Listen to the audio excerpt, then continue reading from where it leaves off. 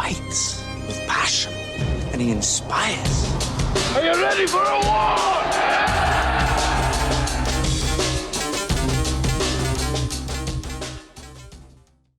All right, welcome back to From 8 Arbitration. I hope everybody had a great weekend. I know that I did. It was my birthday. 57. Damn! What happened? 57.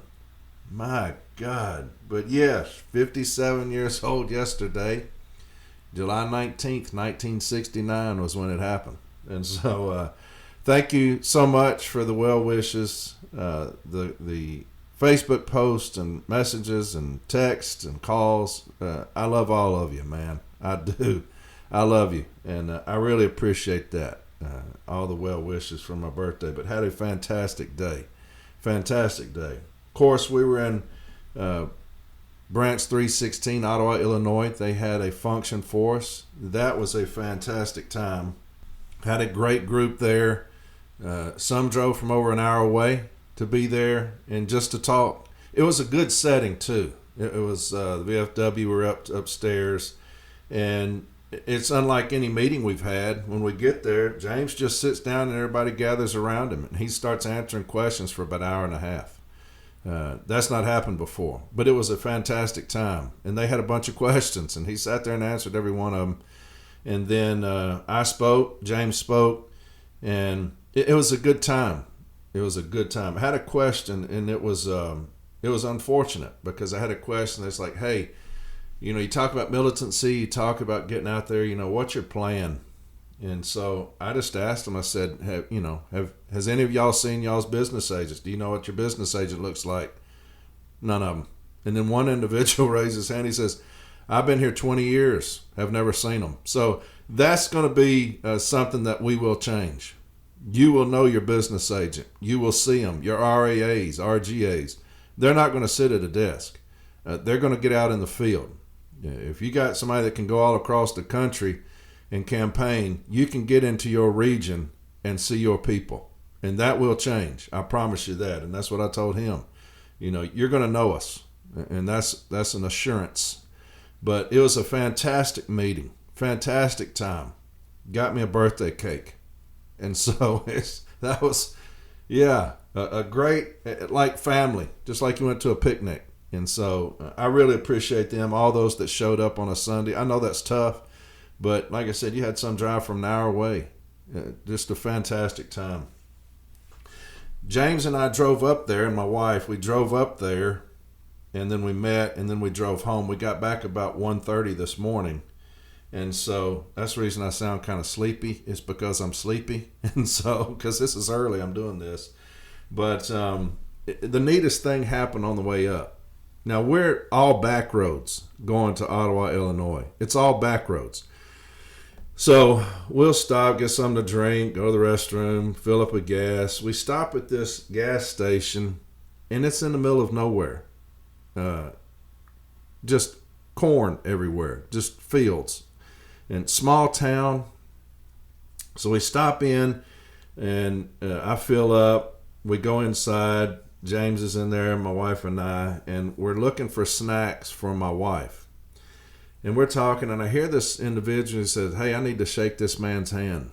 And I turn around, this gentleman walks up, and he's like, Corey? I was like, yes, sir. He's like, hey, man, love the podcast. So I thought, that was cool as shit to me. I'm in the middle of, in between Nashville and Ottawa, have no idea where I'm at. Just a small town. And for that to happen, man, that inspired me. It did. That was some inspiration. And so it just lets you know. It lets you know the exact reason that I started this was for those individuals that are in those small towns, small branches, small stations that cannot get to education for whatever reason. I've said it a million times. If your station is an hour from the branch office and you work till 7 and you can't make it to the branch meeting because of whatever reason, the distance, the time, this podcast was started for them so that they could get education. Their branch can't afford to send them to education. They can't afford to send them to regional or national or advanced formal step A and beyond or informal, whatever. And so that's what this podcast was started for. Now, I know it's turned into something else because my union's a failure, and it will get back to educating once we win and take over, but I'll get back to educating then. But yes, it's exactly what this was for. And so that was just a positive assurance of what we're doing on From A to Arbitration. So for the young man, he sent me a picture of us. He took a picture with me, sent it to me. I appreciate you. That did me more good than you. I promise you that. And so that was a fantastic time. So we're driving home last night, and we get on a Zoom meeting with Branch 642. And so I'm driving. This is terrible, but I'm driving, talking to these individuals on Zoom, Branch 642. And they had a bunch of questions, a lot of questions. And so I finally pulled over to the rest area. And so, yeah, James and I did a Zoom with them. And, hey, like James says, no brakes right here, baby. We running through the tape.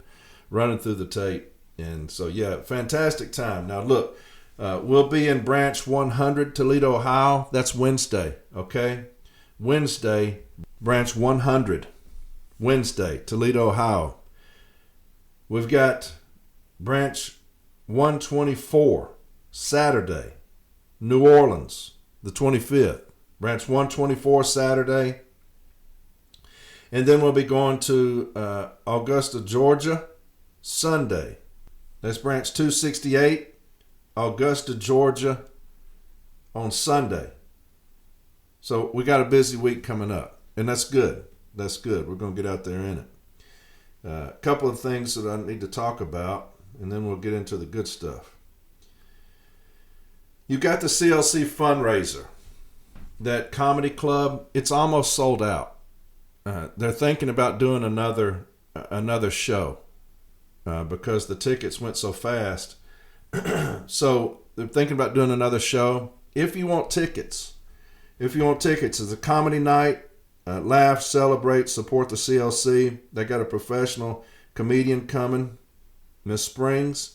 It's Wednesday, August 5th, 2026, the night of the nominations. It's from 6 to 10:30 p.m. Upstairs at the Comedy Club, 1415 South Los Angeles Street, Los Angeles, California. 6 to 7:30 is the CLC announcements and celebration. 7:30 to 8:30 is the comedy show starring Dapnique Springs. 8:30 to 10:30, MC and DJ and more. 250 capacity, and like I said, that's almost sold out, so we may do another show. All proceeds support the future of our union. Meet the candidates, ask questions, get involved. If you go to concernlettercarriers.com, it'll have the QR code for you. All right, so let's snatch up these last few tickets, and we'll do another show potentially. All right, so that'll be good. Also, you got the CLC Bingo fundraiser. That's Rob Cozier. He's going to be the next director of safety and health. Okay, CLC Bingo fundraiser. Join us for an afternoon of fun, food, and great prizes. Sunday, July 26th, 1 p.m. $50 admission, includes 10 bingo games, multiple chances to win amazing prizes, AirPods, gas cards, alcohol baskets, gift certificates, bounce house gift certificate, signed sports memorabilia. Food and drinks are available. Burgers and drinks available throughout the event. Contact Rob Cozier, 414-379-7350. Okay? Here's another thing. The 4th annual Flag Experience Game, an unforgettable experience, a proud tradition. Now, these tickets will go fast. Matter of fact, when we were in Ottawa yesterday, individuals came up and asking about the information, so I sent them this information on their phone. And so these will go fast. They always do. It always sells out because it's a great time to get your child onto the field, and that'll be an experience that they will never forget. And so come onto the field and help hold the American flag during the national anthem. It's the Colts versus the Texans. Date, September 27th. Location, Indianapolis. Be part of something bigger. Join us for a day of pride, team spirit, and a memory that will last a lifetime. Now, this is not a CLC event, okay? So if you're like, I'm not going, I'm not supporting the CLC. This is not a CLC event. This is just this local thing here. $100 gets you a ticket to the game on field access, $10 food and beverage credit. Contact for pricing, Tim Howe, 260-760-3712. 260-760-3712. And so y'all hurry up and call on that because, like I said, that will go fast. It always sells out. It's a great time. So, all right, well, let's get into the big news last week. Thing that set Facebook and everything on fire that everybody was talking about. Just get right to it. The wildfires in Canada. The smoke. I think that it's another example to me of the city letter carriers educating the city letter carriers. I was so proud all week long watching social media because the city letter carriers are constantly putting out information, educating themselves, which is what we've had to start doing because of this failed ass establishment that we have right now. The city letter carriers have started educating themselves. This was the perfect example, may have been the best example of that, because you had numerous people coming out. I know David Groskopf constantly coming out updating on social media, who he's talked to, what the plan is, what they need to do. Walt McGregory, same thing. Joe Galanka, same thing, about Michigan. And then you had, of course, Groskopf about Northern New York. And so it was an amazing thing to see and to watch. People constantly putting up information, what they need to be doing, how to protect yourself, what's going on in their station, and nothing from national. Nothing. I think maybe 3 or 4 days later, the Director of Safety and Health put out a stand-up. But right now, if y'all don't know, if y'all have not been paying attention, because our union has become so tone deaf, right now what we need is champions, not bystanders. That's what we need right now. Champions, not bystanders. I watch all the time people send me stuff from the APWU president. He's always somewhere being militant. If they have an issue, he shows up. A death of one of them, he shows up. He's out front talking to the news, talking to whoever. Where's our people? Where's our president? If you've mailed it in, that's fine. You're still getting paid. Okay, so until you're gone, do your job. Where's my Director of Safety and Health? Where is he out anywhere on a back dock in a mask for support? That's all we want. A stand-up talk is great. The carriers right now want a champion. They want somebody to say, is that the fucking Director of Safety and Health out back? Yeah, he's out there talking to carriers to them. Where in the fuck are we at? But it's, again, the example that the city letter carriers have stood up and they're going to educate the city letter carrier. So we're going to talk about some things just in case it happens again. Now, next time, Rob Kozier will be the Director of Safety and Health. And I assure you, he will be on scene. Somewhere on site. Talking. Asking questions. Giving information. And then he may be the next day, another site in another state. Because the carriers, what they want is a champion. They want to know somebody fucking cares. That's what they want. And we don't have that right now. And it's upsetting to me. Because I see my carriers, light blue, the ones that we've been, it's 5 years this month that I started this podcast. 5 years I've been talking every week to light blue about one thing or another. What they want is a champion.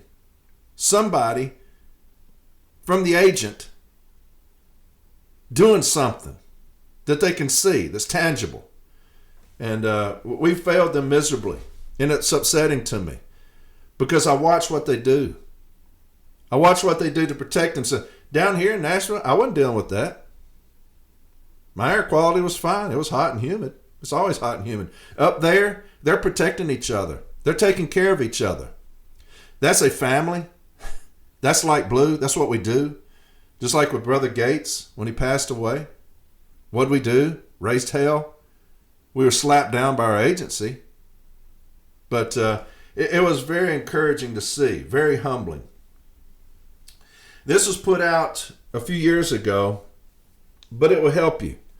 For those that were in that situation, okay, during that period of time. Smoke season. In addition to winter, spring, summer, and fall, there is a new season that many letter carriers are coping with, smoke season. While most of the smoke originates in the forests of the American West, the reach of these fires has spread far across the country. Earlier this year, East Coast residents witnessed colorful sunsets from smoke that had traveled more than 2,000 miles from the Bootleg Fire in Oregon. As I write this, several fires burning in California are sending smoke eastward. Fire season used to be confined to the summer months. With a prolonged drought in the West, it now spans most of the year. In my younger days, I spent several years on a fire crew fighting forest fires across the western United States. In those days, large fires were measured in the thousands of acres. Today's forest fires are measured in the hundreds of thousands of acres. Wildfire smoke that used to be localized is now traveling around the globe. Wildfire smoke is made up of a complex mixture of gases and fine particles. The number of toxic chemicals found in wildfire smoke is substantial. In addition to particle pollution, wood smoke contains several toxic air pollutants, including benzene, formaldehyde, acrolein, polyclinic, aromatic hydrocarbons. The major health threat from wildfire smoke is from fine particles. These microscopic particles can get into your eyes and respiratory system, where they can cause health problems such as burning eyes, runny noses, and illnesses such as bronchitis. Fine particles also can aggravate chronic heart and lung diseases like asthma and have been linked to premature deaths in people with these conditions. AirNow, a government entity, reports air quality using the official U.S. Air Quality Index, AQI, and that's what you will always look at. You'll always look at that. If you're filing any Article 14 grievances, make sure you pull up that Air Quality Index, AQI. That's extremely critical. A color-coded index designed to communicate whether air quality is healthy or unhealthy. AirNow aggregates information from a number of federal, state, and local sources. The AQI is a measurement tool that runs from 0 to 500. The higher the AQI value, the greater the level of air pollution and the greater the health concern. AQI values at or below 100 are generally safe. When AQI values are above 100, the air quality is unhealthy. At first, just for certain sensitive groups of people, then for everyone as AQI values get higher. Due to the nature of our work, many letter carriers cannot avoid wildfire smoke. Exposure to air ranging from unhealthy to hazardous has become increasingly common over the last few years. And y'all know I'm reading this from my phone, right? So it looks minuscule because I'm blind as shit. For letter carriers with heart or lung disease, smoke may make symptoms worse. Carriers with heart disease might experience chest pain, palpitations, shortness of breath, or fatigue, and may not be able to breathe as deeply or as vigorously as usual.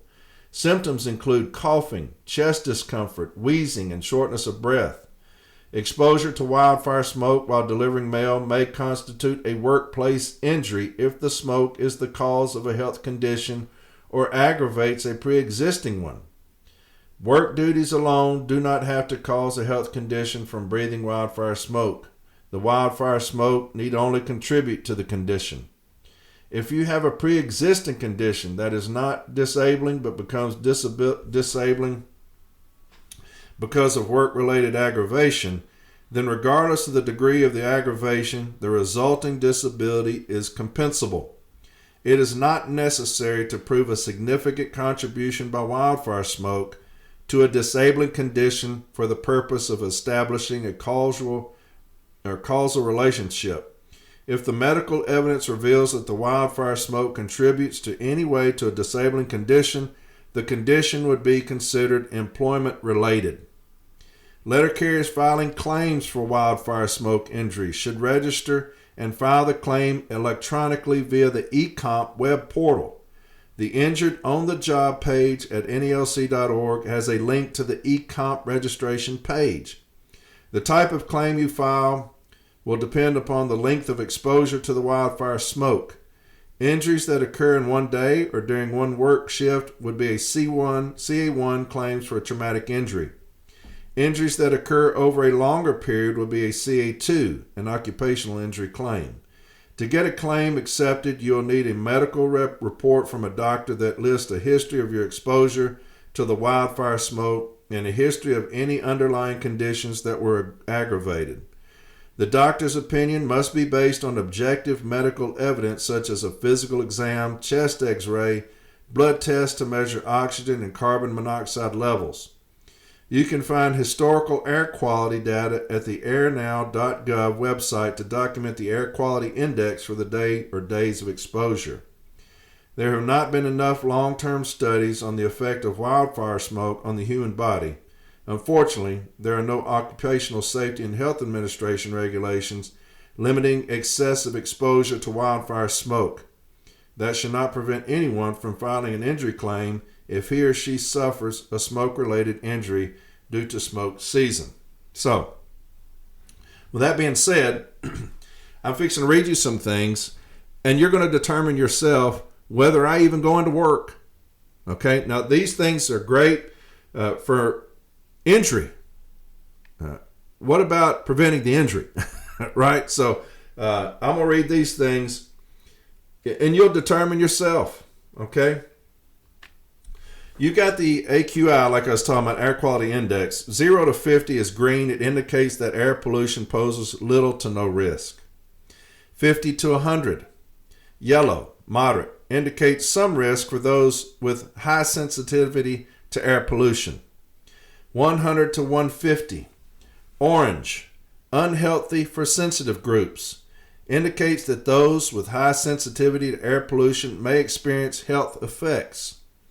150 to 200, red, unhealthy, indicates some risk to the general public and risk of serious health effects for those with high sensitivity to air pollution.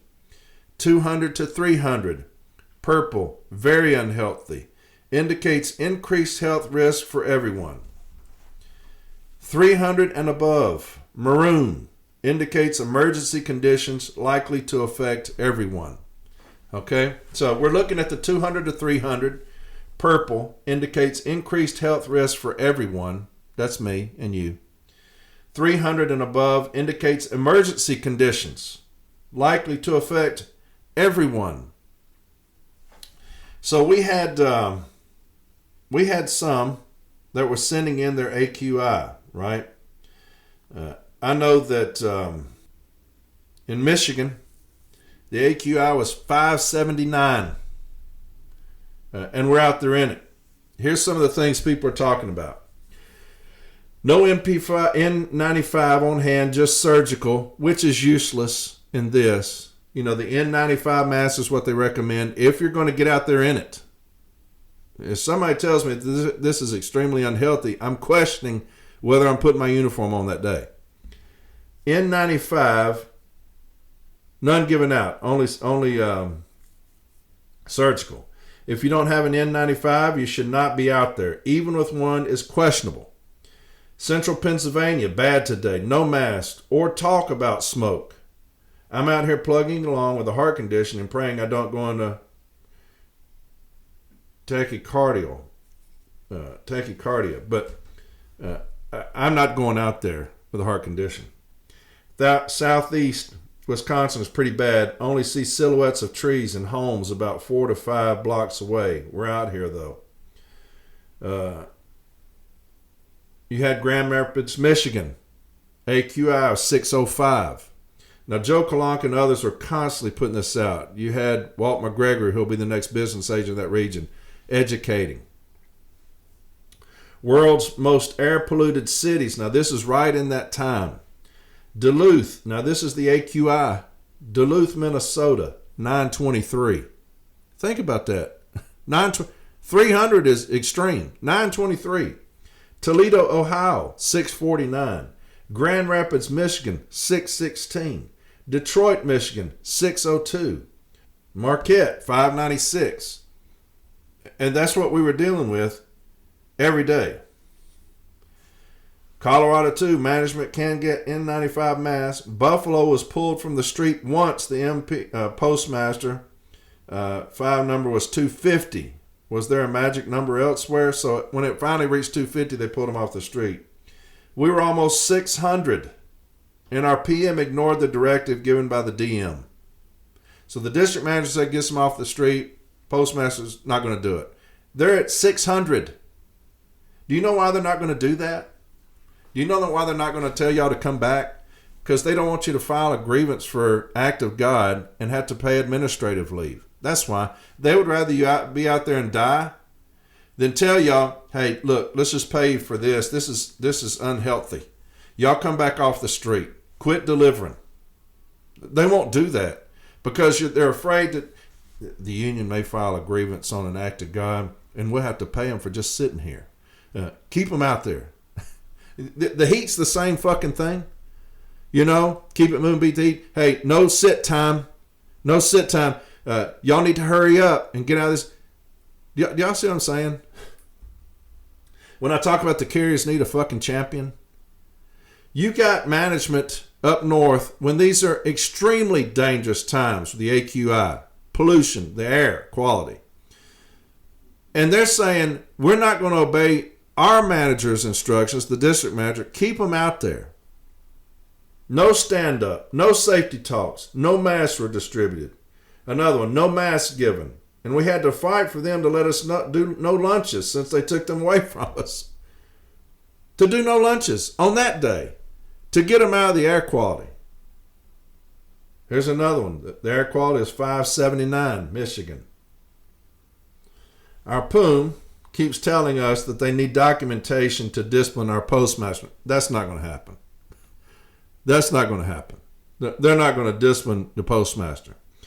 Today in Michigan, our DM told all of the PMs to only have carriers work 8 hours. Well, that's so nice of you. They've got the most dangerous AQI, one of them, in the world. In the world. Hey, tell them only work 8 hours. Well, God bless you for that. Our postmaster ignored it until this afternoon. I got a hold of my local VP who was in a meeting with district. My VP called our postmaster and they got into a heated argument. The PM then sent a message on the scanners for everyone to return. This was past 8 hours. I believe this beats any documentation we would need. I'm pushing for them to notify the DM, POOM, and MBA's office, and him disregarding an order and choosing to ignore carrier safety is grounds for an EP. What do you think? Absolutely it is. Not going to happen. Not going to happen. That's why I always say safety, ultimately, it depends on us. They don't give a damn about you. They never have, and they never will. And so, yeah, there's just a few things. Now, here's about 4 days later, National sends out something, a stand-up talk. And here's the stand-up talk. National Safety Talk. Wildfire Air Quality Protection. Now, we're about 3 or 4 days deep. Okay? Now, I get it. Some people have checked out. I get it. You're fixing to lose your position. Understand why you're there. You are there for light blue only. That's all you're there for. You're not there for anything else. You're there for light blue. So coming out with a stand-up 4 days after our brothers and sisters have been out there in it is unacceptable. Wildfire air quality protection for employees. USPS employees face various environmental conditions while performing their daily duties, including the risk associated with increased ozone, smoke, gases, and fine particles in the air from wildfires. Not everyone who is exposed to wildfire smoke will experience health issues. However, everyone should understand the health effects of breathing wildfire smoke.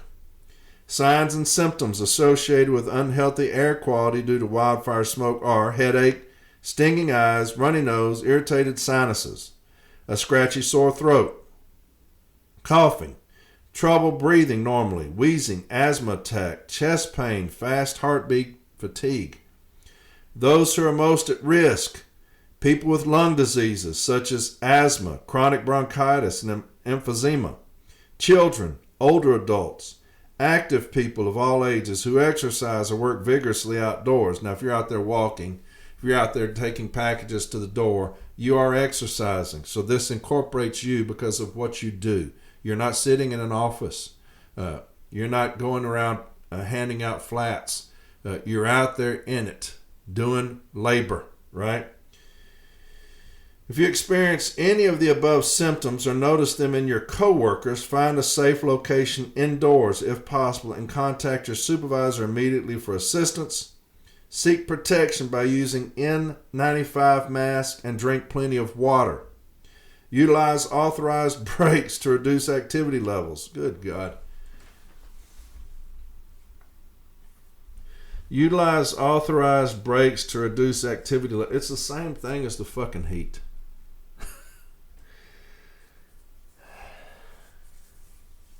Same thing as the heat. Use authorized breaks to reduce activity.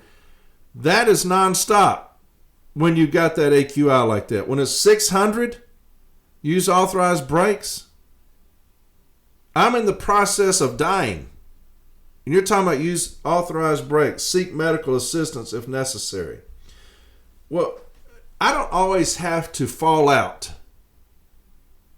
I don't always have to fall out for something to happen. I don't always have to be in a position where I need medical attention for me to take care of myself. I'm going to be smarter than that. If there's the potential, which it is if I walk outside and I can't see my mailbox from my front door, if there's potential for my harm, I'm going to take care of myself. Management will never care. They will never care. So, that's the stand-up, okay? Here's another one.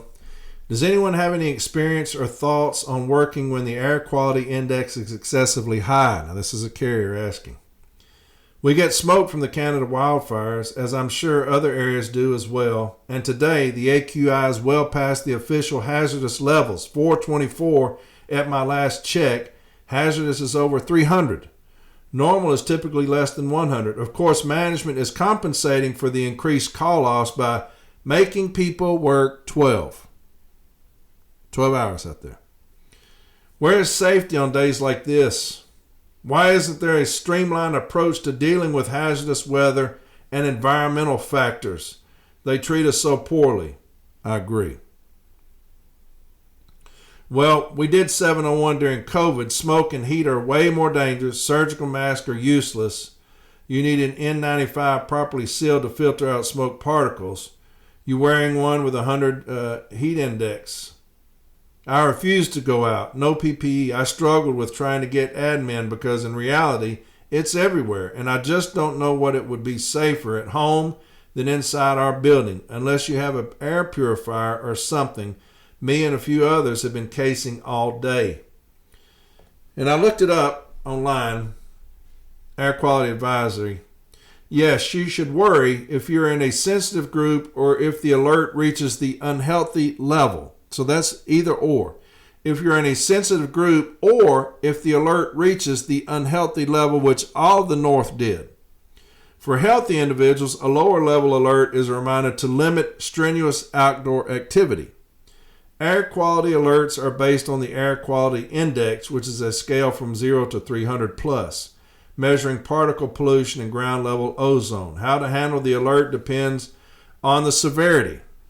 0 to 50, generally safe for everyone. Sensitive individuals may experience mild symptoms.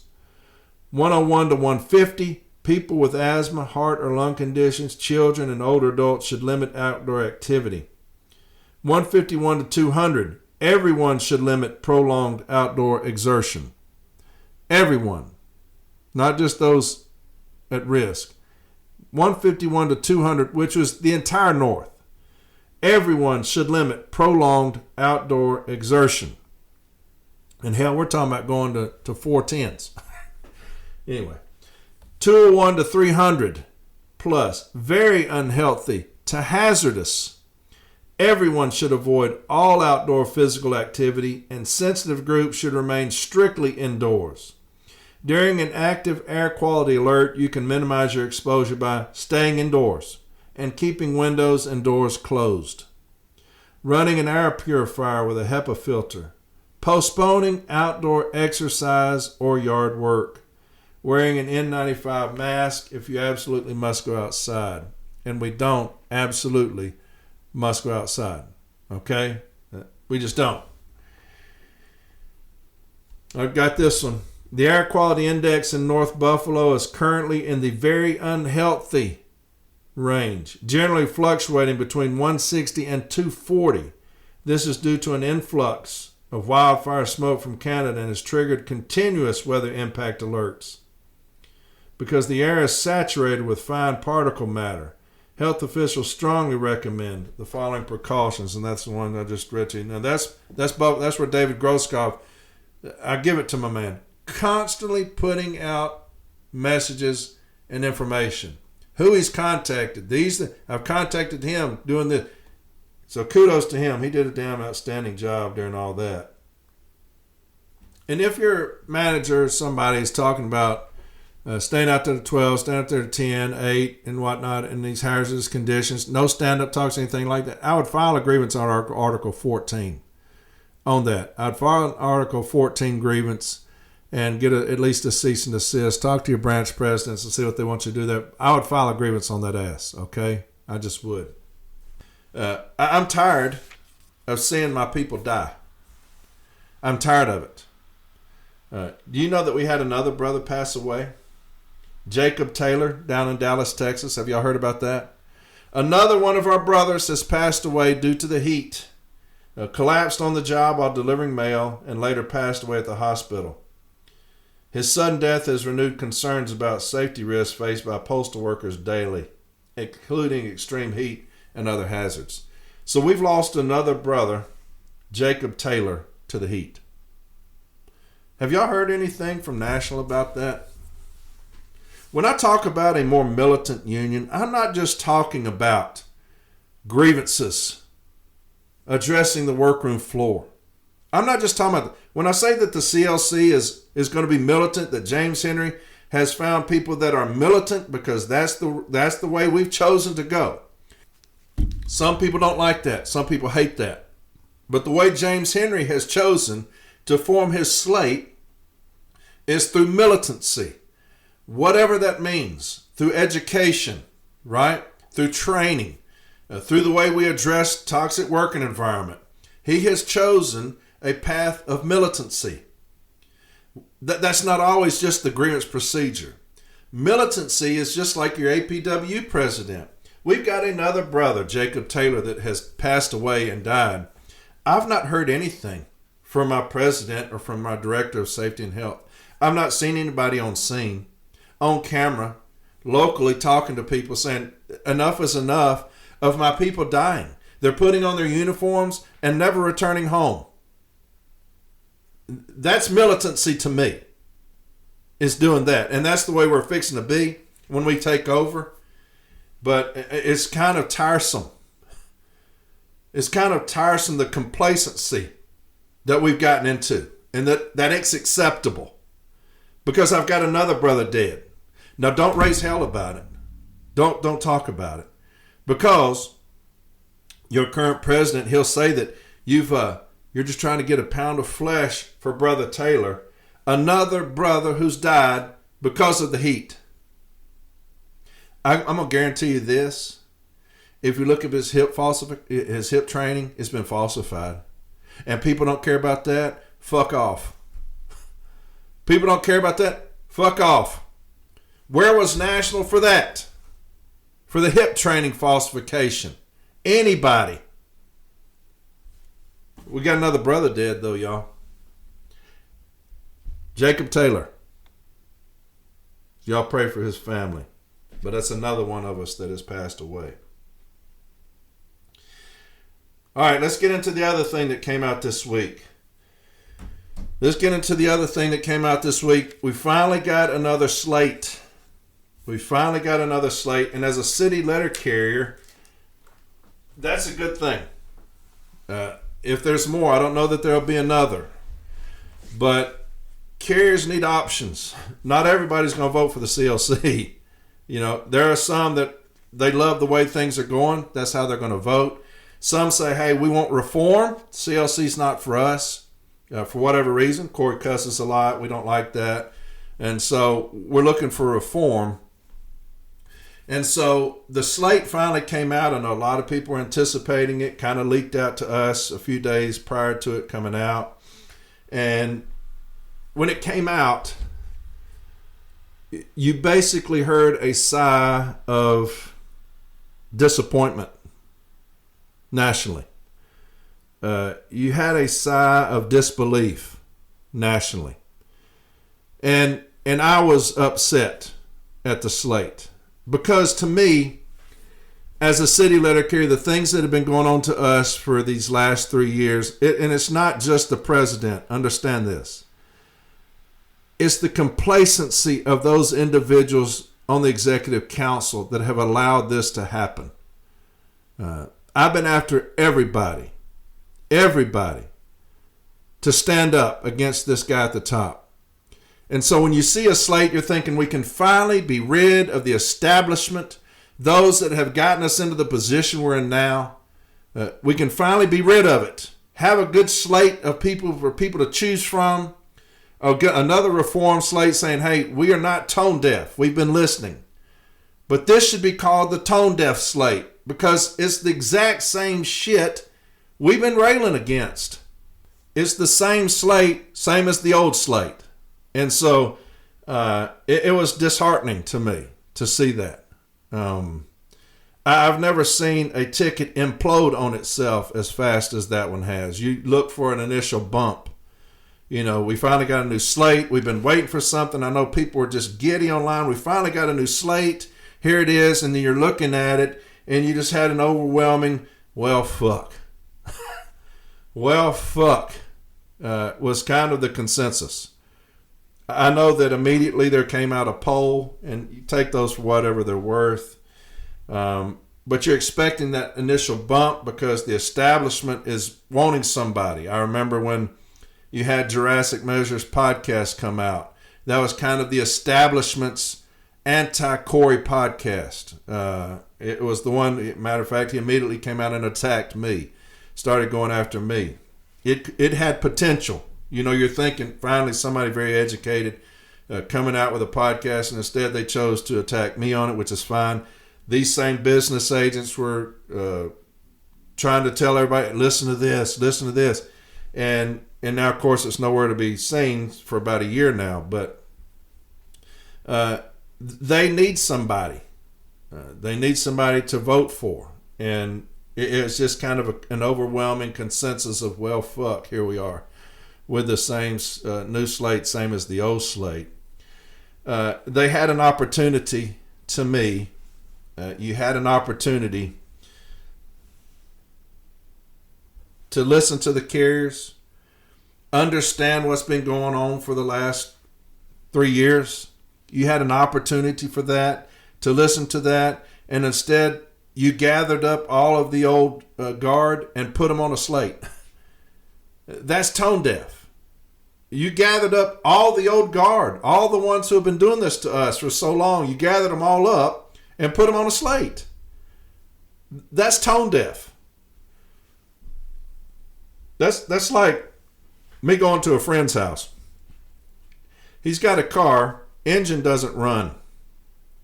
I was like, man, what are you going to do with that car? Engine doesn't work on it. Well, what are you going to do with it? You just going to leave it there? Well, I need $1,500 to fix the engine. I'm going to loan you $1,500. You need to get this car fixed so you can get to work and whatnot. You go back another week and he's like, hey, man, look at that new paint job on that car right there. Man, that is nice. Sweet. So you got the engine fixed? No, I didn't get the engine fixed, but I got a new paint job on it. It doesn't matter If it's got a new paint job, you needed to get the engine fixed, the thing that makes it not run properly. That's what we have as a paint job on a broken down car. You're not listening. The slate is the problem. The executive council is the problem. You've left carriers with nothing to do now that say, hey, I don't like the CLC. I don't want that reform slate. You've left them nothing, nowhere to go. I'll give you a perfect example. And I've talked about this before, but it's the charges. You had your brother Rivera file charges against National, and they just sent out a letter. Mac Julian sent him a letter and saying, hey, look, we've looked at the charges and we've dismissed them. That's not what the Constitution says. It says when charges come in, you will appoint an investigator. It doesn't say unless we look at the charges as the executive council and choose to shoot those down. It doesn't say that. You have to follow the procedure that's been put in place. I will always say that about everything. You've got to follow the procedure. When you say, I'm not going to follow the Constitution and instead I'm going to follow this president, you have failed the city letter carrier. You have failed at your job. And you should lose your job. That should be one and done. You have no business collecting dues money as your paycheck if you turn your back on the city letter carrier. Period. This slate had an opportunity to do something great. And instead, you collected all those people up and put them on the slate. That is why I say there was just a sigh of disbelief. Here's the ones who voted against the charge, and see if these names sound familiar. Here's the ones who voted against the charges. To not follow the Constitution. To dismiss them. Brian Renfro, Paul Barner, Nicole Ryan, Stephanie Stewart, Dan Toth, Sandy Lamel, Charlie Heege, Nick Vafiades, Dan Versluis, Steve Lassen, Brian Thompson, Veda Preston, Rick DeCecca, Bruce Diedrichson. Those names sound familiar? Those are the people that intentionally chose to violate the Constitution. You gathered them all up and put them on a slate. That is tone deaf. Carriers deserve better than that. You had David Groskopf, Kamisha Simpson-Lewis, and Rocky Casio. Y'all heard the episode where they go up there and they find all of this waste, all this incredible spending that's not been accounted for and not been processed properly constitutionally through the executive council. The trustee's job is to monitor that. They're on that slate. What do you expect? It's like you got, hey, I'm going to get out a bunch of people that I know that are going to do whatever I say. Now, I'm not implying that's what he's going to do. But you've got a bunch of people you know will violate the Constitution if you want them to. Again, I'm not implying that that's why that happened. But you've got a group of people you know will violate the Constitution. You know will turn a blind eye to wasteful spending. You know that because they've done that. People that are in charge of finances. I had no idea that was going on. How? How did you not know that was going on? The carriers deserve better than that. We've got to do better. It's frustrating as hell when I saw it come out. And I'm not saying that because I'm running against it. As a city letter carrier, it's just fucking frustrating. I'm saying, hey, here's another slate. Maybe they won't be tone deaf and get rid of these people that have decided to fuck us over for so long by being complicit against this sorry-ass president. Against carrying this motherfucker's water. They're on the fucking slate. And you know that. And still put them on there. Now I'm hearing from a very reliable source that he's keeping Renfro around for a legislative position. I pray to God that's not true. I pray to God. But it makes you wonder. It makes you wonder if this slate didn't get his blessing, which is pathetic if so. Because James was told by someone who lied to him, because this individual, she said, I'm not running on a slate. I'm running independent. And then the slate comes out, there she is. So I wouldn't trust anything this individual said, but she said Brian Renfro will have a full slate. I don't think so. I don't agree with that. Too many things are happening with this slate for me to believe that. You've got Debbie Dixon and Orlando Gonzalez, also Chris Strickland. They announced they're running. They're immediately fired. Immediately fired. I think you got 4 RAAs on this slate, still have a position. They're not fired. I'm not wanting anybody to be fired. I'm just saying that it's coincidence. They're not fired. You've got his strongest lackeys. You've got those that would go down like the Titanic with it, just playing a fiddle. His strongest lackeys. Nick Vafiades, he was on another podcast talking about, he loves Brian. If he had a slate, he's going to be on it. You got Dan Toth, who's the mastermind behind this 50,000 cases backlog at B. You got Thompson, Preston, Lassen, all on that slate. All of these are the biggest culprits as far as protecting this clown.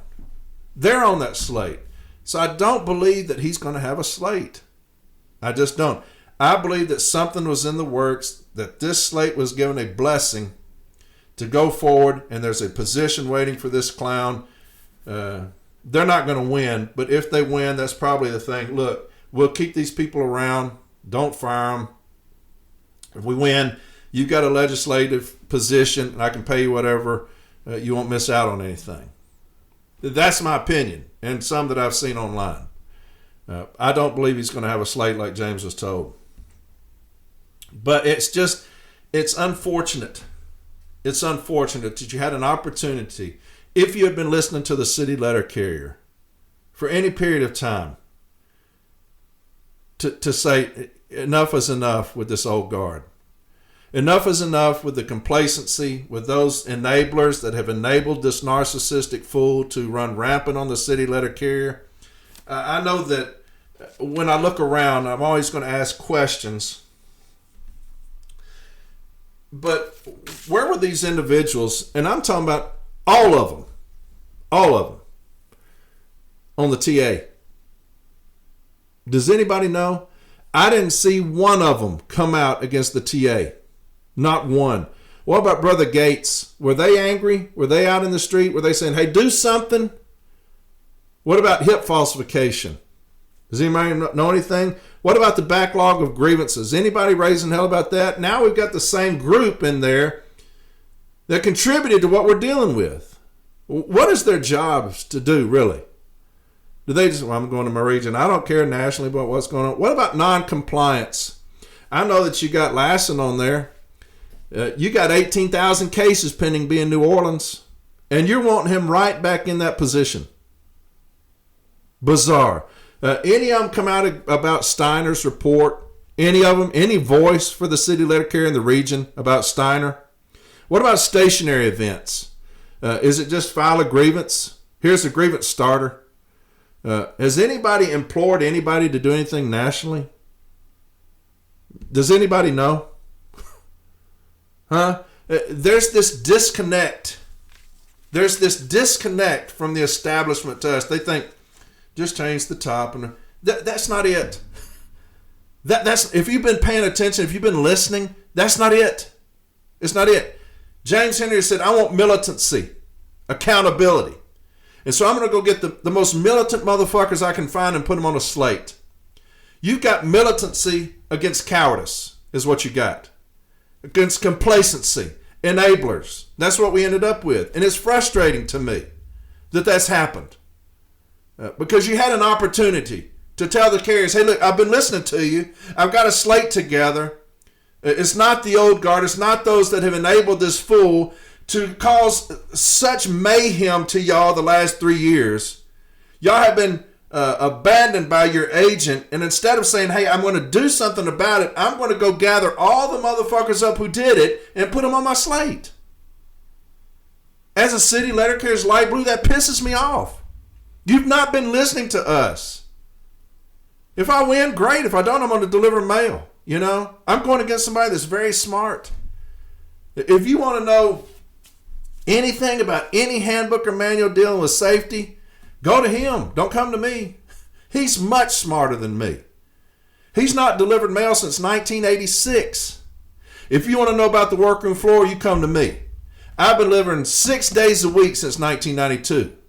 I have delivered mail 6 days a week since 1992, and I still do it today. You want to know about light blue? You come to me. You want to know about kicking motherfuckers' ass? You come to me. You want to know about the workroom floor? You come to me. Driving in an LLV? Come to me. FFV? I got you. It's a disconnect between them and us. You got James who said, hey, look, the type of union we're going to have when I take over is militant, based off of his military background as a Marine. It's going to be militant. And you've got others just like, hey, I know I hadn't delivered mail in 1986. I know nothing about the working floor other than what I've been told. And so let's run. Come on, guys. Seriously. The disconnect between the floor and national has got to stop. You could have done so much better. There's so much potential to run another reform slate. To say, hey man, look, I've been listening. I've been listening these 3 years. I get it. I understand. Maybe you just put paint on it. The engine's still not running. You got the ones who are looking at the fucking engine for 3 years and hadn't fixed it. Now you're going to put them back over and say, we'll fix it now. No, brother. It don't work that way. I judge you by your actions. You have no table 2 people on your slate. What's the problem? Why do we hate them so much? James said, I want table 2 people on there. I want females as business agents. I want everybody to understand that it's the best person up, not the next person up. He says that all the time. If you're the best for that position, I want you. Dana Chambliss in my region, Region 8, by far the best person for that position. So James said, hey, I want you to be the NBA. Okay, I'll do it. She's been my president for a while. I would put her against anybody. Nationally, I'd put her against anybody. That's the best person up, not the next person up. Debbie Dixon, she got fired by Renfro when she announced she's campaigning, or she's going to run with the CLC. Fired. The best person up is her. So James goes to her, hey, look, I want you to run. I got you. We've got to get back to the best person up, not the next person. This good old boy club that we've been raising hell about, we've been bitching about for so long, this good old boy system, fuck, I'm sitting here looking at it on the other slate. It's so fucking disheartening, man. God. As a city letter carrier, it's so fucking disheartening. I don't get it. The charges, fuck over, just fuck all. You've been bystanders for 3 fucking years, and now it's, hey, we're going to fix it. You cannot change the quality of a person. You can say, hey, they're not going to do that under me. It is who they are. It is who they are. You surrounded yourself with enablers. I don't trust them. I don't trust them anymore. As a carrier, they kicked me in my ass too fucking long. I don't trust them. The disconnect has got to stop between us and national. I get smart people. There's a lot of smart people. James is running against a business agent who is one of the better business agents in the country. I've always said that. On my podcast, I've said that he's one of the better business agents. When I was down in their meeting, he was right there, and I told him right there in front of him that his region is lucky to have him. They're lucky to have him. People are coming out with things I said a year ago. Well, see, even Corey endorses him. I don't endorse nobody but James. But what that was somebody was attacking him online. I came to his defense. Why? Because the dude's a good business agent. James Henry's going to be the next president of this union. That's a foregone conclusion. Even more so now when people said, fuck, man, I'm looking at the same fucking shit. But I'm going to give props where they're due. Lou Drass will give you a master class on education. Knows more about things than I ever will. Sold out my entire region on these C teams. Backlog group. The dude is smart, but I'm going to call shit like I see it. You know? The person I'm running against hasn't delivered mail since 1986. Is he smart? Fuck yeah. Dude is smart. Absolutely, he's smart. You want to go some safety? Call him. Don't call me. But there's got to be, at some point, there's got to be somebody that listens to the fucking carrier. Thank God for James Henry. He said, I'm going to do a reform slate. I'm cleaning house. From all this cancer that has taken over this union, to where you can have a room full of people, show them the Constitution, and say, this is what the Constitution states. This is the only protection we have from a rogue executive council, resident officers. This is our protection from them, and they look at that and say, fuck all. And we're going to put them on another slate. I've said it before. The JCAM is our only protection against management. When they do things that are wrong, it's our protection. The Constitution is the only safeguard we have as carriers from what has happened in this last administration. And they want another bite at the apple. You ain't got to kick me in my ass but once, and I'm going to learn. Right? So, it was disappointing. Some people may love it. I'm sure that some people are giddy. They're excited, and good for you. Everybody should have the opportunity to vote for whoever they want to vote for. So vote for them, right? If that's your people, vote for them, and good luck to you. I know as a city letter carrier for the last 3 years, the things that I've seen and heard, complete frustration with it. Because there are some just don't want to vote for the CLC for whatever reason, like I said. Like I said, you may hate, Corey cusses too much. I don't want that. I don't want that. That's fine. Give them somebody that is willing to reform this union. And to me, it just didn't happen. And so it was upsetting, as you can tell. All right, enough of that. I won't talk about that again. But people would ask my opinion. That's it. Okay. People wanted me to read this to you and give you my opinion, and so I will. It was the Elston letter that came out about compliance and how management was going to deal with that. These are not uncommon, okay? Management has hijacked the grievance procedure under this last administration or current administration. They've hijacked it. They're not letting go of it. There's no answers. Now, I know that they'll come out and say, hey, we've got answers. You've already proven that you can't do it. So I don't believe you. You've already proven that you don't know what you're doing, because I don't want to hear now, hey, we've got answers. You had 3 fucking years to answer these things. And so, I don't believe you. But here's the letter, the memo. And I'm going to read it's 4 pages, but I'll read it. It's to officers, all area directors and managers, labor relations, all district managers, labor relations, all executives, managers, and supervisors. Subject: instructions and responsibilities for grievance settlements. The memorandum sets forth instructions, responsibilities, and procedures for settling grievances. It does not alter the provisions of the National Collective Bargaining Agreement, national agreements, which empower management representatives of each step of the grievance process to resolve issues and encourage resolution at the lowest possible level. Now, that's a wink-wink, right? That's a wink-wink, because he knows if he says anything different, we're going to have an Article 15 violation, because every supervisor should have the authority to resolve grievances. Every Formal A should have the authority to resolve grievances. So he had to put that in there where he says, this memorandum sets forth instructions, responsibilities, procedures for settling grievances.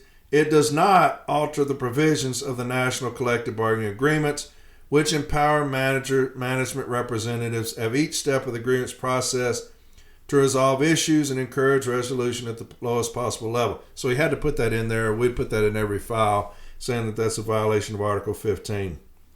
General responsibilities. With the authority to settle grievances comes the fiduciary duty to conduct thorough investigations into the facts, protect the financial interest of the Postal Service, ensure remedies, including monetary and non-monetary components, are appropriate and evidence-based, and in compliance with the national agreements, Postal Service rules and regulations, and the law, including, but not limited to, Internal Revenue Service, IRS, tax laws, and regulations. Understand what all the effects and implications of the settlement will be. Delegated authority. In settling grievances, management representatives exercise only the authority delegated to them by senior management and ultimately the Postmaster General. This authority must be exercised in compliance with existing policies, regulations, laws, management directives, and contractual obligations. All previous delegations of settlement authority relating to grievances are superseded by this memorandum. A management representative who fails to comply with the consultation requirements or other limitations or directions of this memorandum has exceeded the representative's delegated authority. Any settlement agreement entered into without actual authority is not binding on the Postal Service and will not be complied with unless such agreement is subsequently ratified and improved by the Vice President, Labor Relations, or Chief Human Resources Officers. Oh, I'm going to read that again. Because I'm like everybody else that was sending it to me talking about it. They're like, what is that? I'm like, what? Let me, because I got 1517, right? I got 1517 that says that we're going to abide by all prior grievance settlements, right? It's not optional to do so. Listen to this. Any settlement agreement entered into without actual authority is not binding on the Postal Service and will not be complied with unless such agreement is subsequently ratified and approved by the Vice President, Labor Relations, or Chief Human Resources Officer. I'm going to put that in every one of my case files, right? If you sign something, you're bound by it. That's what your signature means. So if you sign an agreement, yes, that's exactly what's going to happen. You're going to abide by it. You're not going to say that it's not binding. It is binding. Higher level consultation. During grievance settlement discussions, consultation with higher level authority is authorized by the national agreements and contract interpretation manuals, and it may be necessary, for example, to identify similar pending grievances, learn the resolution of prior grievances, or assess broader impacts beyond the representative scope of responsibility. Higher level consultation payout thresholds. In accordance with the exercise of delegated authority and the fiduciary duty of management representatives in the grievance settlement process, management representatives and labor relations personnel must consult with the higher level authority before signing settlements. When the total cost of a settlement exceeds the dollar amount designed for the representative's position as set forth below. Vice President of Labor Relations, $1 million. Senior Director, Field Labor Relations Operations, $250,000. Director of Contract Administration, $250,000. Director, Field Labor Relations, $150,000. Director of Labor Relations Managers, all other executives, $25,000. All non-bargaining employees, EAS 21 and higher, including postmasters, $1,250. All non-bargaining employees, EAS 1720, and all postmasters level 18 to 20, $500. Settlements that exceed $1 million require consultation with Vice President Labor Relations, who will further consult with the Chief Human Resources Officer. To determine the total cost of potential settlement, the monetary value of all tangible components of the settlement must be considered. This includes, but is not limited to, back pay, including all back pay requirements set forth in ELM Section 436, interest on back pay, reimbursements, the dollar value of leave restoration or administrative leave, and training cost. Now, I know that for a good example of that is Glasgow, Kentucky. If I'm not mistaken, I could be wrong. Please, somebody reach out to me if I tell this number wrong. But this settlement has been kicked down, this can has been kicked down the road so much that, and there's nothing anybody's doing about it. Both sides just kicking the fucking can down the road. Each carrier's due like $1 million. Each carrier. It's absurd the amount of money that, because somebody signed something at the lowest level, and it's every day the back pay is getting so much that it's up to like, I'm not going to say a number. I believe that every carrier is due like over $1 million, if I'm not mistaken, because of this settlement. Nobody's doing anything. It's still growing. The value is still growing. Last I heard. If that's been taken care of, please let me know if I misspoke. But the number is still growing. And everybody's just sitting there looking at it. Like, what do you do with that? They're just poking it with a stick. What do you do with that? Pay the motherfucker and get done with it. If we're talking about we're broke, that's why. Y'all don't abide by shit. Now you got people saying, hey, if you sign something, we're not abiding by it. It's not binding.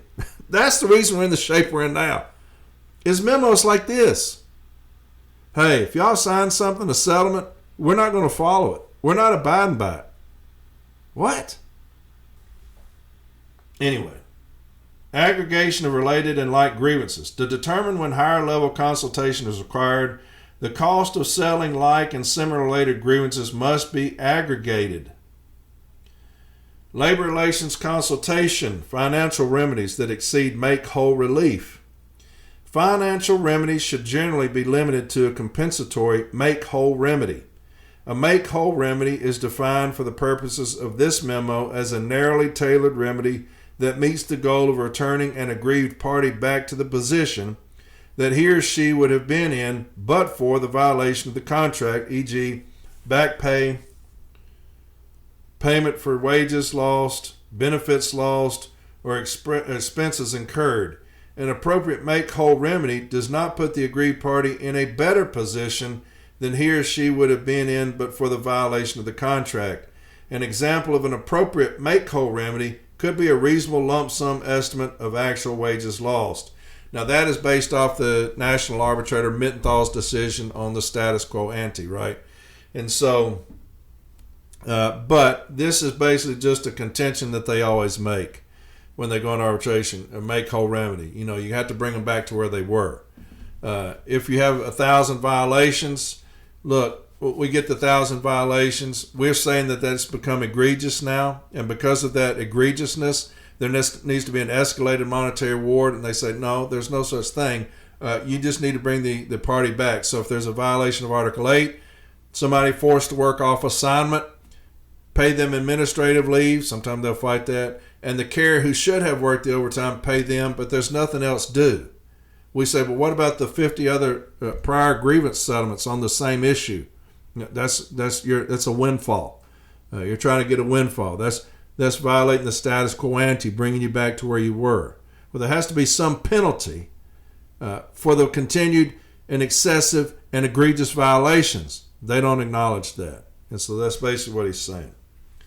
The payment of any remedy that exceeds make-whole relief should be avoided and is only appropriate in extremely limited circumstances. Examples of the types of remedies and damages that must be avoided include an escalated or compounding payment or penalty, any payments for inconvenience or pain and suffering, any remedies or payments labeled or described as fees, penalties, incentives, or motivation of, any recurring payments such as damages that are to be paid on a per day or per month basis, and that's what's happening in Glasgow. This does not prohibit compensatory reimbursement of per diem payments specifically authorized by postal regulations such as a travel per diem. All management representatives and labor relations personnel must consult with the district manager, labor relations, before signing any settlement that agrees to a payment of damages that exceed make-whole relief. Such consultation should rarely be necessary because, as stated above, Damages that exceed make-whole relief are only appropriate in extremely limited circumstances. Other mandatory higher-level consultation requirements. All management representatives and labor relations personnel involved in grievance processing should avoid any agreement to the following types of settlement provisions and must consult with the district manager, labor relations, before signing a settlement that contains the following types of provisions. Future or repeat violations.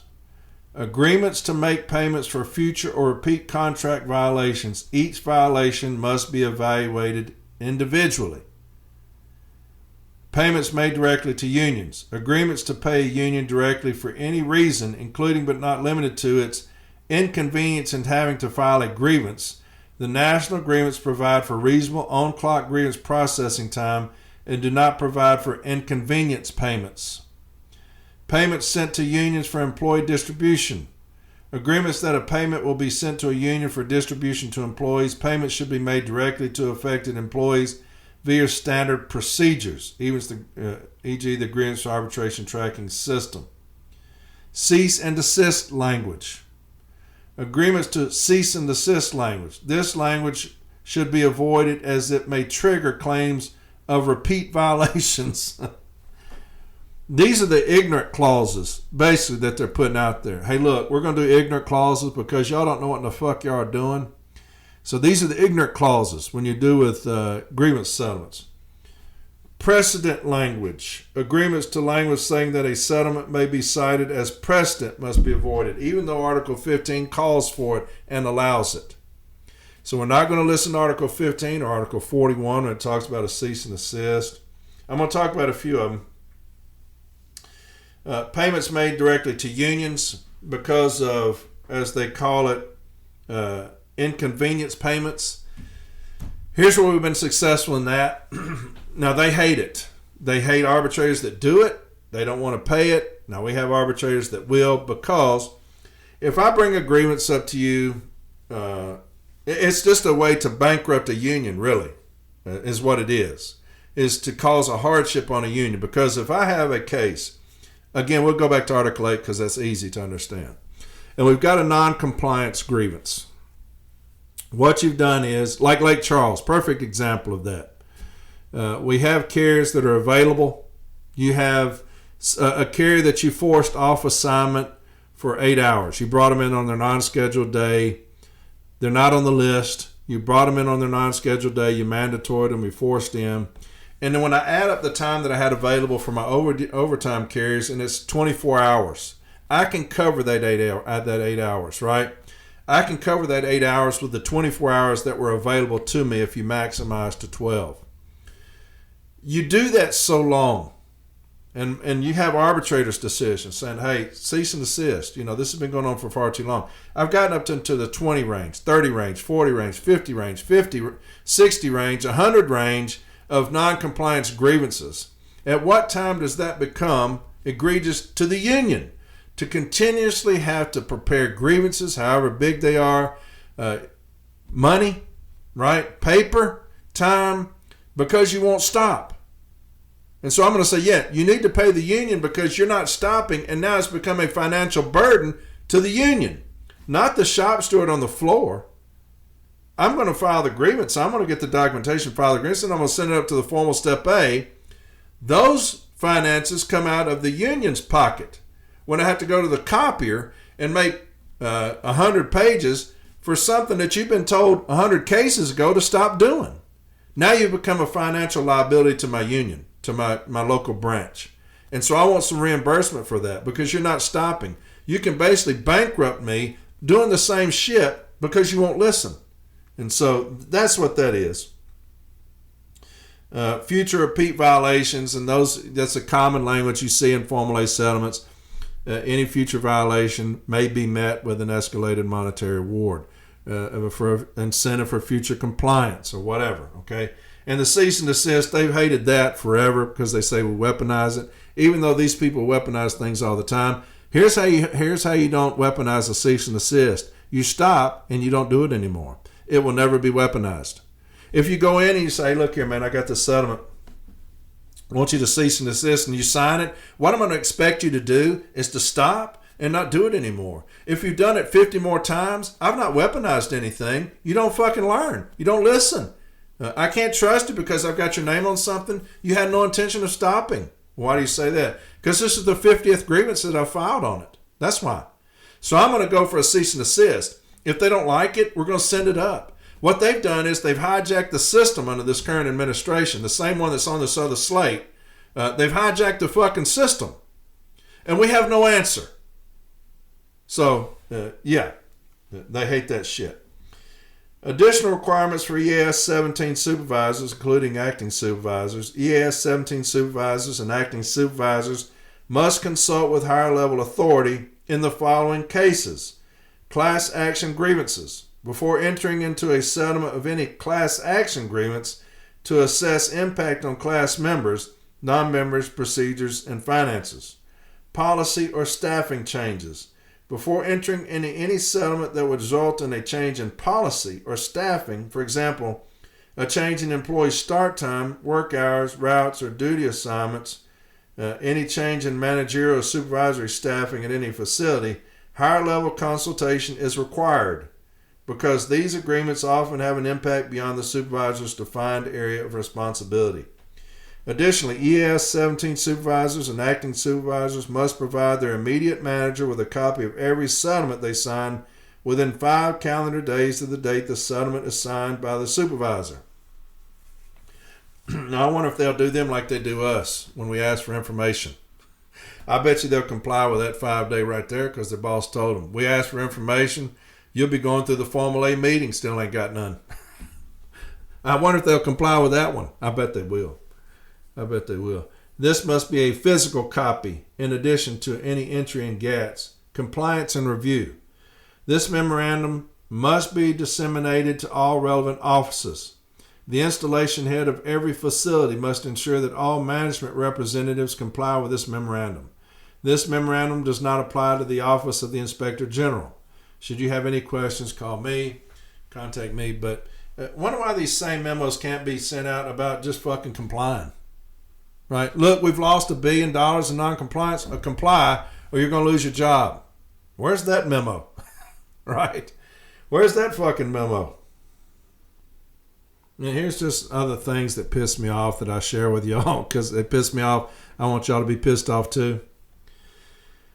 Just heard the supervisor at the main is threatening to come out to look at carriers and their truck if anybody fills out of 3996. Now, you expect street supervision under 134, but just heard the supervisor at the main is threatening to come out to look at carriers and their trucks if anybody fills out of 3996. Now, that's a threat. If anybody fills out of 3996, I'm going to do this. You don't have to announce you coming out. 134 gives you the right to do so. Expect street management. But to me, that's a threat. The postmaster told the local vice president he had a sheet with everyone's undertime on it. So we need to be addressing that. What we've talked about in many times on here, Dois and Pet, that's where they have gone to. They have fallen straight into that. And we should be pounding that regionally and nationally. We should be pounding that education all the time about what that is. Where are they getting those numbers from? We got a new DM, new district manager. Now he just hit with this 30-minute load time bullshit, which is exactly what it. Got a new DM. We just got hit with this 30-minute load time bullshit. So now a district manager has come in saying you got 30 minutes of load time. With an uneducated workforce, they would get that. You talking about 5 minutes PM office time? They would get that. When you come around in the morning with Dois and Pet, they would get those things. When you talk about stationary events, no extra breaks in the heat, they would get that with an uneducated workforce. Have we been educating people? We talk about education all the time, and you'll hear business agents say, well, I do a lot of education. Do you do relevant education? Grievance handling is fantastic for new stewards. Are we doing in our regional training grievances such as Dois and Pet? That's affecting all of us. Stationary events, that's affecting all of us. Load times, PM office times, red line policies, that's affecting all of us. Those are things that are very critical right now because that's where management has gone to because of the financial situation of the Postal Service. They're not going to correct themselves. You see that. So what do? They come with us with all these cost-cutting measures. You're not going to take any extra breaks in the heat. Where are we with that? This 5 minutes PM office time, we heard that. Load time, 30 minutes, 22 minutes, because that dumbass president. But red line policies, we've got to educate on those things because that right now is what is relevant to me, light blue. That's what's going on to me right now. My shop steward, how he's preparing his grievances, critical. I'll give you that. Formal A, how are we going to handle those things? Addressing every single thing that management puts in front of you, make sure it's rebutted and addressed. Critical. The things that we're going to need in our case file to prove our position, the burden, if it's on us through contract, if management comes up with discipline, how are we going to address that through the just cause principles? All those things are critical. But what are we doing for light blue? Because me as a carrier, if I'm not a shop steward, I don't care about how you file your grievances. I care about being educated. Hey, management's fucking me over. I need to know how and what I'm going to do about it. Okay? And so, but those things are coming with Paul Bolanger. Don't worry about that. But yeah, we just got a new district manager. Now we just got hit with this 30-minute load time bullshit. Here's another thing. I'll touch on this. It says Postmaster is forcing carriers to stop delivery on houses that have new owners until they move their mailbox from their house to the street. Is that legit? No. I'll read it again. Postmaster is forcing carriers to stop delivery on houses that have new owners until they move their mailbox from their house to the street. Is that legit? If you go to the POOM, Postal Operation Manual, the regulations and restrictions discussed below are contained in an internal Postal Service manual called the Postal Operations Manual that will be incorporated through Article 19. Okay, specifically, they're found in the section 631.7 of the POOM. This section is printed on the second page of this document. In new developments, delivery must be established for over 1 year before the USPS solicits to convert the mode of mail delivery. Customer signatures must be obtained prior to any conversion of the mode of mail delivery.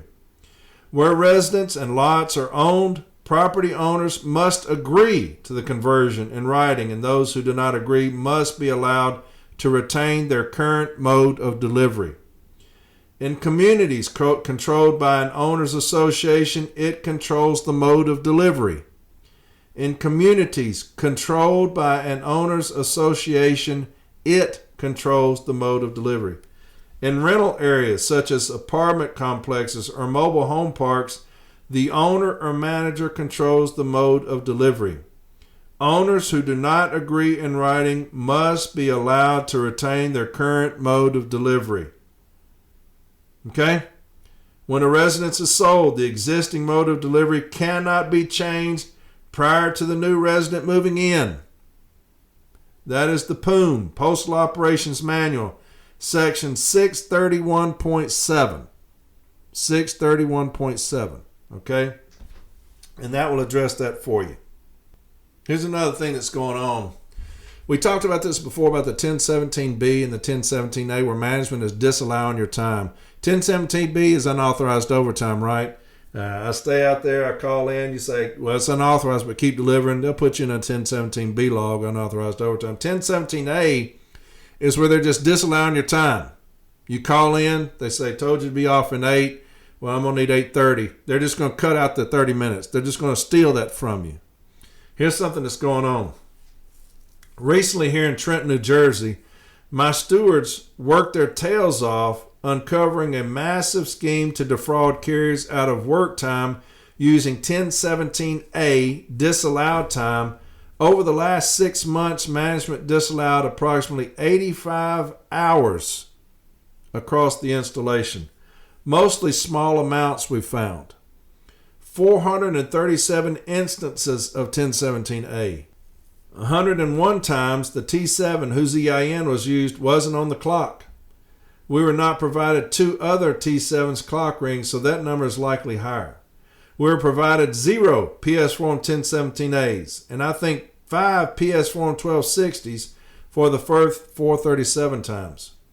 Management admits to doing it, even admits they moved time from one day to other days. We uncovered them manipulating moves to the street as well.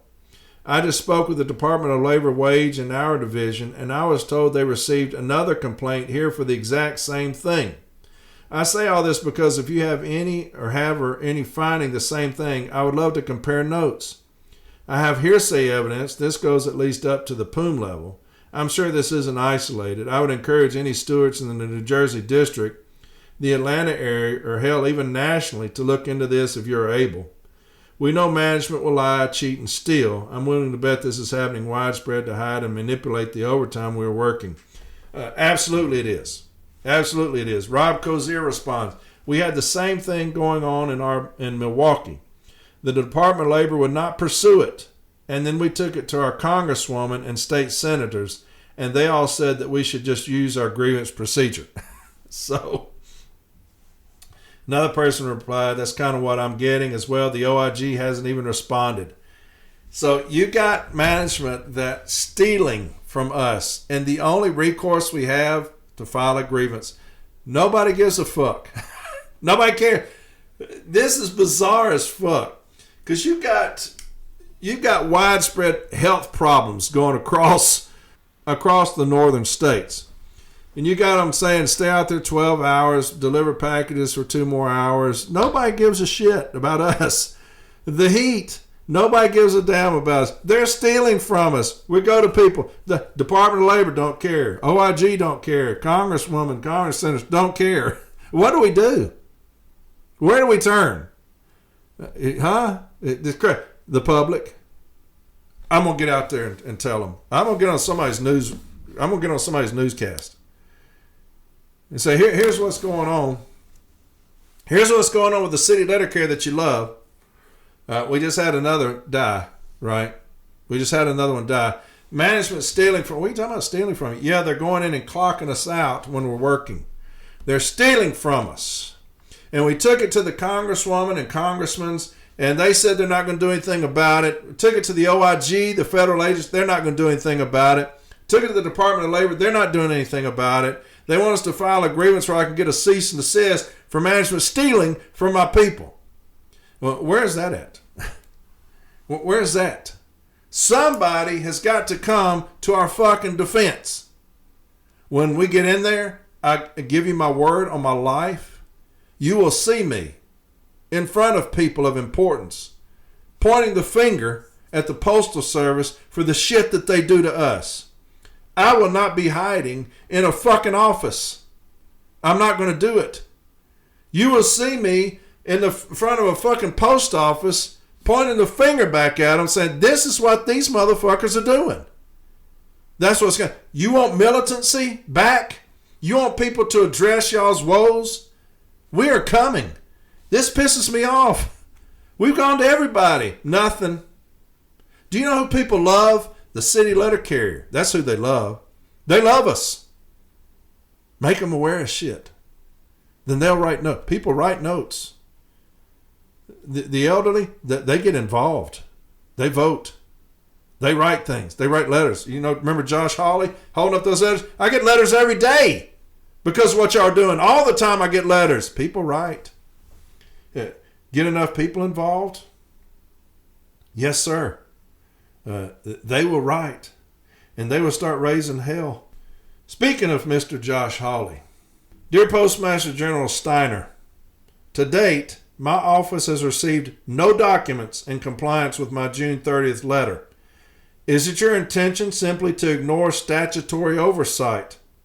I expect full compliance with my oversight requests immediately. This letter is to inform you that my office is formally expanding its investigation to include the retention of outside consultants by the United States Postal Service, USPS, so Congress can evaluate whether Postal Service leadership is appropriately prioritizing service improvements.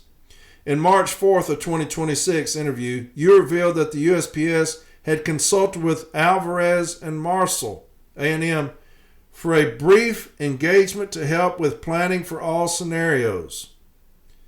I was surprised to learn that you have hired a New York-based management consulting company, which is known for corporate restructuring. You also emphasized that service and staffing cuts were a consideration to you in USPS efforts to mitigate its financial losses, arguing that we must be prepared to do what we have to do because we cannot rely on outside forces. As you know, USPS financial situation has become increasingly dire in recent years. The Postal Service has lost an estimated $25 billion over the last 3 fiscal years, an embarrassing achievement on top of internal projections that USPS would run a $17 billion deficit over that period. And this fiscal year alone, under your leadership, US projects a loss of at least $8.1 billion. This all comes after Congress passed the Postal Service Reform Act of 2022, which was requested by Postal Service leadership to help stem these losses and guarantee universal service. Despite that legislation, nothing appears to have changed. It is surprising to me that as you complained about this monetary crisis, you and other USPS executives continue to rake in annual bonus packages and have found plenty of cash to hire these outside consultants like A&M. That sounds so much like our current union leadership. after that financial report, right? All while service declines and far too many Americans are not receiving their mail. If the Postal Service plans to address its losses through hiring A&M, then Congress must be apprised of the nature of the engagement and A&M's recommendations to ensure that USPS service standards such as universal service and rural delivery do not continue to decline in any agency restructuring plan. And then I would send in that they're stealing from us, and I'd ask Steiner, is part of your plan robbing from those doing the work such as city letter carriers? Is that part of your plan to gain financial, fiduciary, whatever, get back on level ground as far as the billions in losses? Is it to steal from those doing the work such as city letter carriers? Well, I'm not sure what you're talking about. Well, let me show you. Here's something called a 1017A, and I got educated by the union on what this is. This is where carriers are out there doing work, and y'all are stealing from them. How about that? Is that part of your plan? Well, no, it's not. Then why in the fuck is it happening? Why is that happening nationwide? And I would have the numbers nationwide. And I'd hand it to them. When you want a military union, a militant union, that's what I'm talking about. We need militancy back in this motherfucker here to make people aware of the shit that's going on with us. Just regurgitating the same old motherfuckers who ain't doing nothing isn't it. We need militancy back in this bitch here. Somebody that cares. Somebody that understands who we are like Blue. The things that are going on to us. They're trying to wreck us up there in Congress. Steiner's trying to wreck us, talking about all the things that are going to cut out overtime. Well, part of the way to cut out overtime is if I work it, you're just going to steal it from me? Is that part of the thing? Is that part of the plan? Well, we're not giving out overtime, so if anybody works 8 hours and 30 minutes, steal that 30 minutes from them. Sorry about that. That pissed me off. Therefore, I reiterate my request for you to provide the documents, communications, and written responses enumerated in my June 30th letter. I also request a response to the additional questions on the engagement of outside consultants by Friday, July 24th, 2026. In addition to my questions and documents in my June 30th letter on the same subject, please also describe the process by which Alvarez and Marshall was retained by USPS and who at USPS hired these consultants. Please describe in the last 10 years every contract or instance in which USPS has hired management consultants for the same purpose and how much they were paid over the term of the contract. How much has USPS budgeted for the retention of Alvarez and Marshall? How much have these consultants been paid already? And how much will they be paid over the terms of their contract? What precisely was Alvarez and Marshall instructed to produce as a deliverable per the terms of their engagement?